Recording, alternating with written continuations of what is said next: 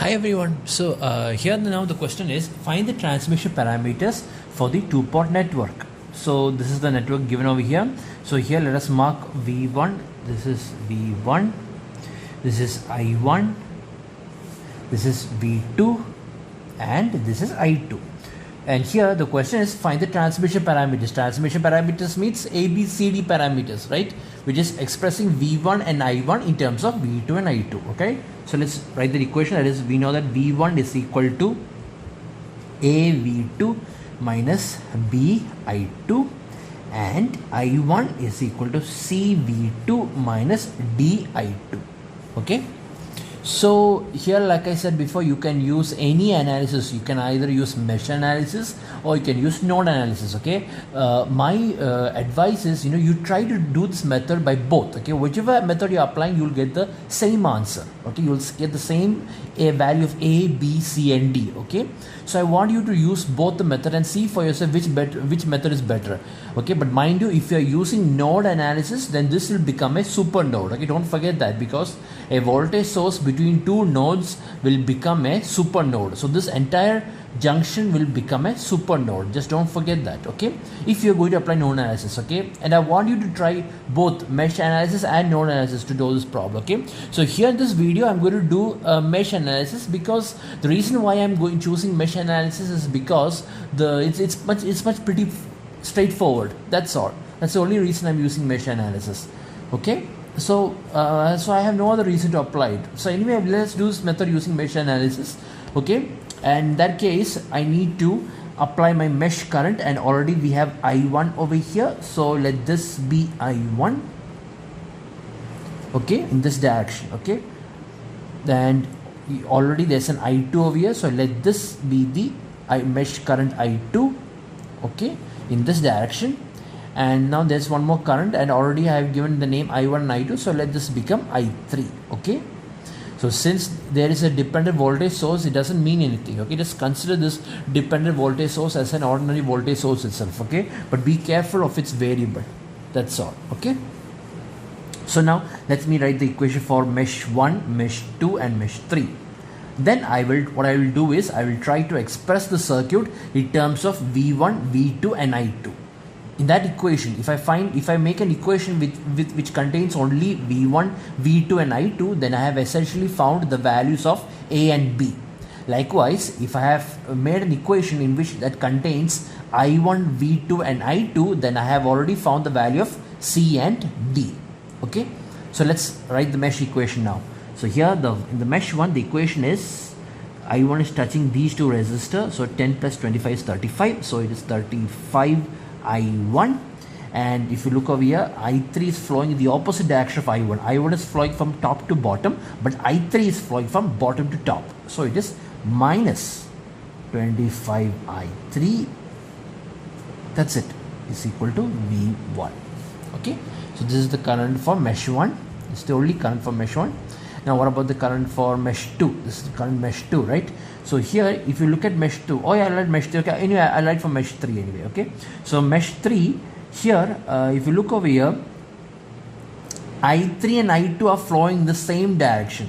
That is, they are flowing from top to bottom. So which means I2 and I3 are in the same direction. And since I'm writing the equation for I3 or mesh for mesh 3, then in that case I3 is positive, therefore I2 is also positive. But if you compare I1 and I3, you can see for yourself that I1 and I3 are flowing in the opposite direction in this branch. So therefore I1 is considered negative. So in that case the equation will become minus, and I1 is touching only this, so minus 25 I1.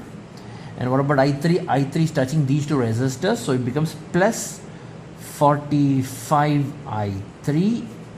Okay, plus, and I2 is touching only this resistor, so 20 I2 is equal to, and this one voltage source over here, but this current I3 is flowing out of this positive terminal, or this positive terminal is generating current, so therefore it is plus, so 1.5 V1. There, this is the equation. Okay, so this is equation 2. Let this be equation 2. Okay, now for the mesh 2 equation. Okay, so in mesh 2 equation, like I said, I2 and I3 are flowing the same direction, so therefore both of them are positive, so I can say that 20I3 plus 20I2, there's no other resistor over here, right? So it's 20I2 also is equal to V2. That's it. Okay, and this is mesh 3. There. I have written 3 equations. Now my job is to convert these equations in this format, and then by comparing it I can find the value of A, B, C and D. For that you can use any method. You don't have to look at this video also. Okay, I suggest you pause the video. Okay, right now you pause the video and try to convert these equations in this format in any way you like. You see, you can, for example, you can substitute the value of I3 from one equation and substitute that into another equation, or you can substitute the equation for V1. Okay, you see here the problem is this equation should be written both in V1 and I1, but you look at mesh 2. What's the problem? Mesh 2 is that both I1 and V1 are there. See, both I1 and V1 are there. So what I can do is I can remove any one of them. I think I'll remove V1 because V1 is already has an equation over here, so I can just substitute this equation over here. Right, I can do that method. So that will be my strategy. Okay, you can make your own strategy. There is no any clear-cut rules for this. Okay, but don't take too much time. That's the most important thing you need to remember. Don't take too much time in making your discovery on how to make these values. Okay, right now you can do your own research and find out which is the shortest path. Okay, but in the exam you need practice. When you see these equations, you have to think real fast, because otherwise you'll be spending too much time on this problem. So here, you see, there is V1 over here and there's V1 over here, and this is the equation for V1. So I'll substitute this over here. Let's see what I'll get. I will get minus 25I1 plus 45I3 plus 20I2 is equal to 1.5 into, I'll substitute this, that is 35I1 minus 25I3. That's it. Okay, that's what I'll do. Then what I'll do is I'll join I1 and I3 with this equation right here. So which means, let me see, what is 1.5 plus 35? 1.5 into 35. Yeah, 1.5 into 35 is equal to 52.5. So which means if I substitute this 52.5 over here, it will become 52.5 plus 25 is equal to 77.5. So if I substitute this over here, this will become minus 77.5 I1. Okay, and likewise for I3, let me see, for I3 we have 25 into 1.5, which is equal to 37.5. So 37.5 plus 45 plus 45, it's plus, right? Yeah, then this negative comes over here because positive, so it's plus 45. This is equal to 82.5. so this is equal to 82.5. so plus 82.5 I3 plus, and there is no I2 over here, so it's plus 20 I2 is equal to 0. Okay, so like I said, now I can find the equation for I3. So what is the equation for I3? I3 is equal to 77.5 by 82.5 I1, and this is minus, right? So because minus 20 by 82.5 I2, which is equal to, let me see, 77.5 divided by 82.5 is 0.94 I1 minus, and 20 divided by 82.5 gives 0.242. 0.24 is enough. 0.24 I2. There, like that I have found the equation for I3. So now what will I do?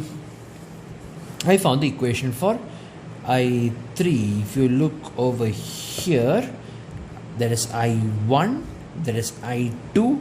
What is missing is V2, but instead of V2 I have I3. But if you look over here, yeah, I just need to substitute this equation over here. Yeah, this is the perfect place, right? Look over here. Here you have I2 and you have V2 and you have I1. Yeah, it's perfect. So just substitute this in equation 3. That's it. Substitute this in equation 3. That's all you need to do.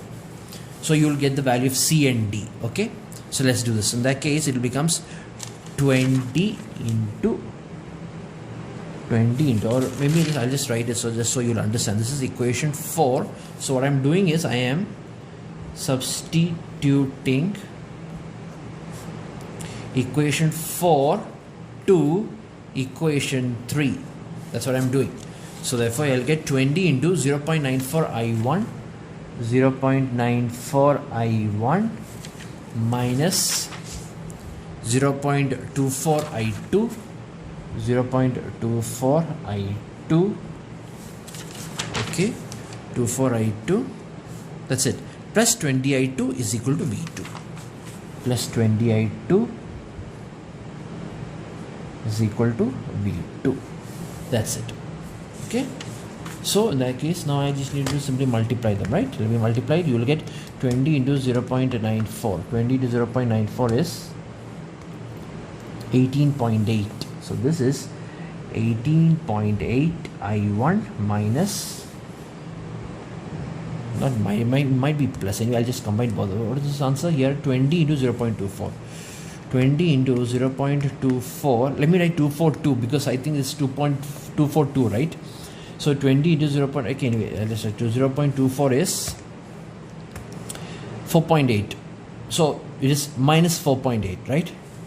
This into this is minus 4.8 and plus 20. So which means minus 4.8 plus 20. 20 minus 4.8 is 15.2. So this is plus 15.2 I2 is equal to V2, and that's it. See, now I need to do is express this in terms of I1.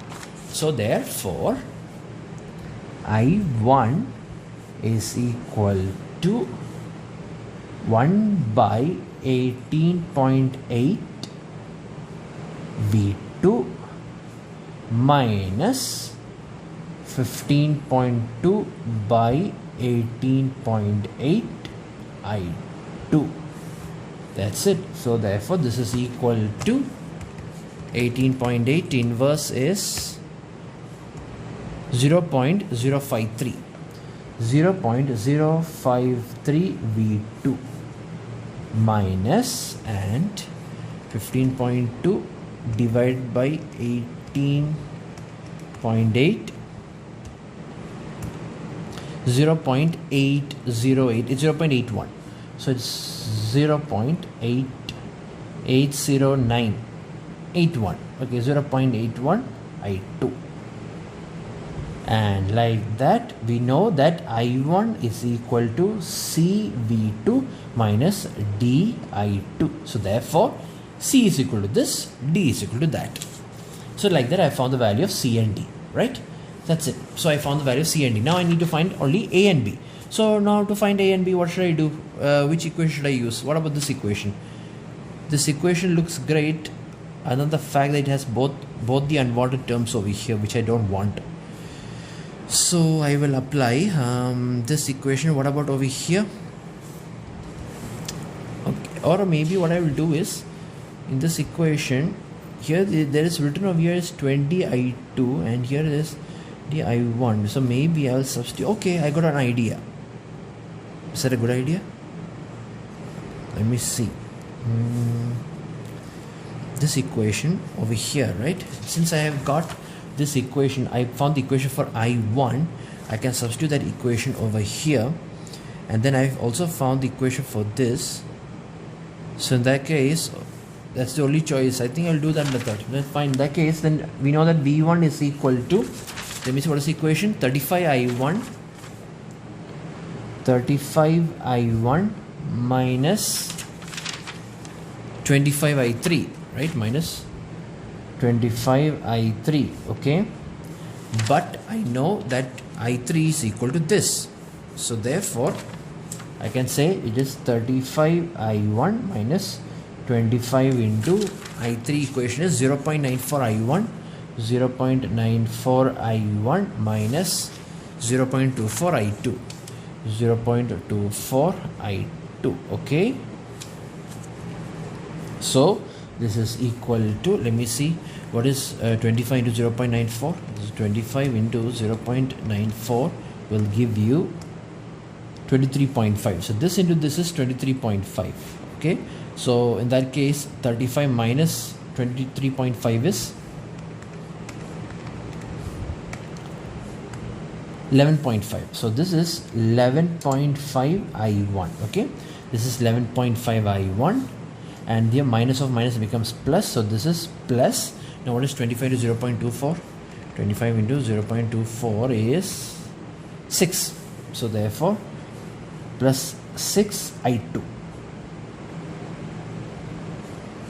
Okay, so what I did is I now basically converted I1 and I2 in terms of I1 I2, but I don't want I1. Instead of that, what I want is V2. So I'll substitute this equation over here. That's it. So in that case I will get 11.5, and what is the equation for I1? 0.053 V2 minus 0.81 I2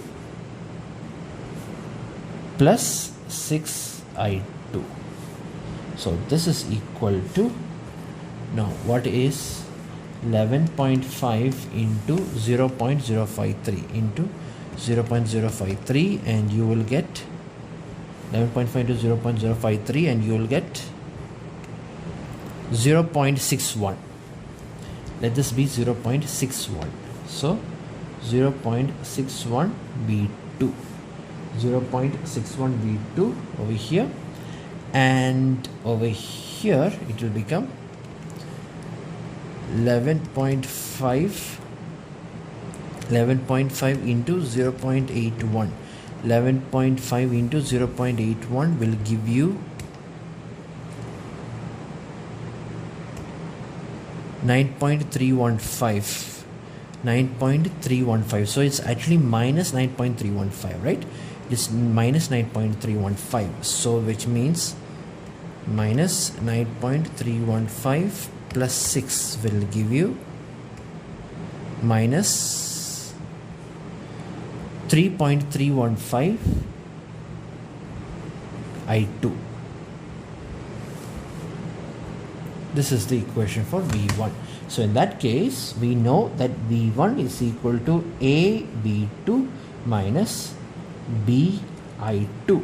So therefore, A is equal to this, B is equal to that. Or in other words, let me write the answer here. C is equal to 0.053 and D is equal to 0.81. Okay, remember, look at the minus sign. That's why it is positive number over here, because both of them have minus. If one of them was, if this was plus, okay, if it was plus 0.81, then the value of D would have been minus 0.81. Okay, so don't make that mistake. Here also, A is equal to 0.61 and B is equal to 3.315.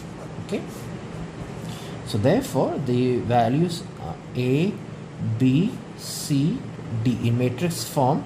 The final answer, it is 0.61, 3.315, 0.053 and 0.81. Okay, this is your answer. Okay, so see, if you're doing your own method also, sometimes you might see that the answer will be slightly different from the decimal point of view. From the decimal place might be different. The reason why is because I approximated some of the values. Okay, that's all. That's the only reason. It maybe here, if you remember, if instead of 0.81 I got 0.809, so I just approximated to a 0.81. In the same way, for all other values also, I just made an approximation just for the easiness of my calculation. Okay, so when you're doing these kind of problems, don't forget you can make this into a decimal place up to 2 points. Up to 2 decimal places would be more than enough to do your calculation. 2 or 3, your choice. Okay, so that's why in some answers it might be slightly different. Okay, so this is your answer.